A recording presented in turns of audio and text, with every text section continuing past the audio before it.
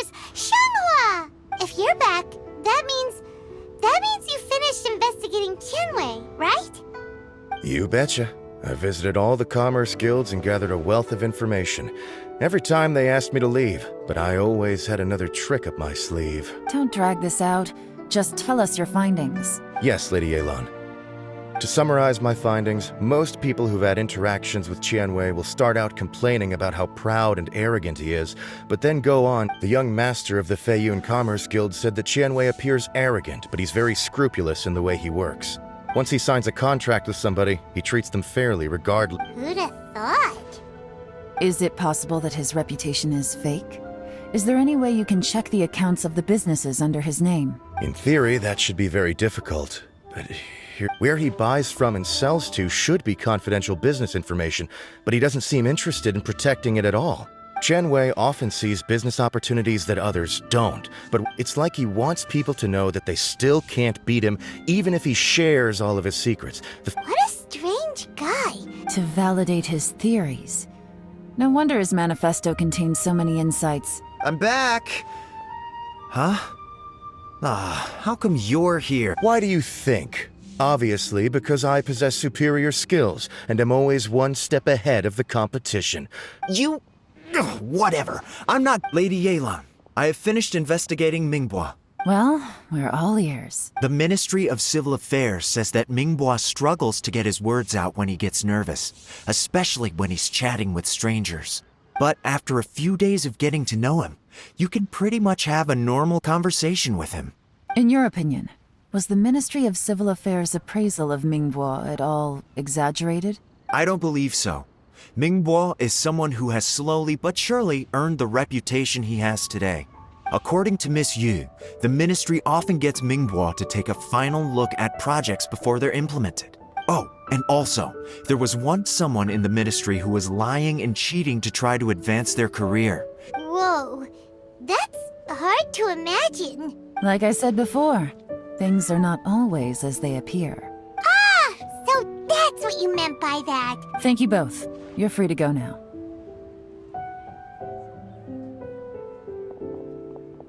So, have you finished reading the manifesto?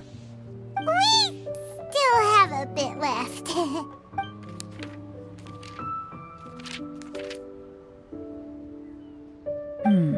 I can't see any immediate problems looking at the individual entries. The only one that strikes me as a little unusual is the Qingshu Pool redevelopment plan. Qingshu Pool has always been home to many secrets. Plus, Ajdaha once wrought havoc there. At some point, a rumor began to go around that there is great treasure buried beneath Qingshu Pool.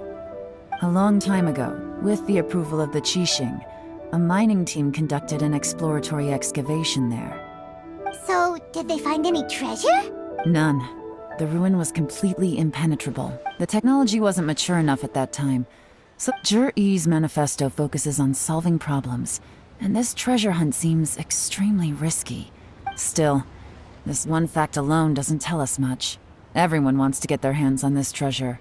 The treasure hoarders, the Fatui, even local Liyue factions. Did you find anything? Excavation? Project? Treasure? Did we read anything similar in our half of the manifesto? Oh yeah! Zhi-Yi said the Blackcliff Forge workers should get right of first refusal if any suitable projects come up.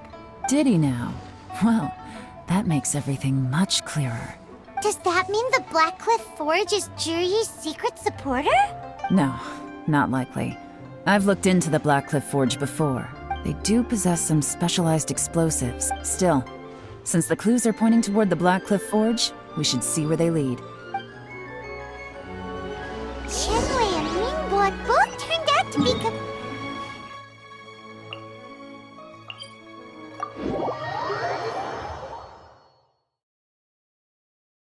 What about Zhi-Yi?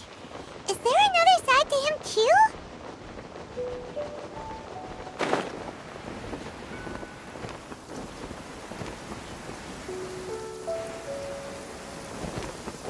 Cryo is always far more effective. This is the Blackcliff Forge. Let's look around for clues.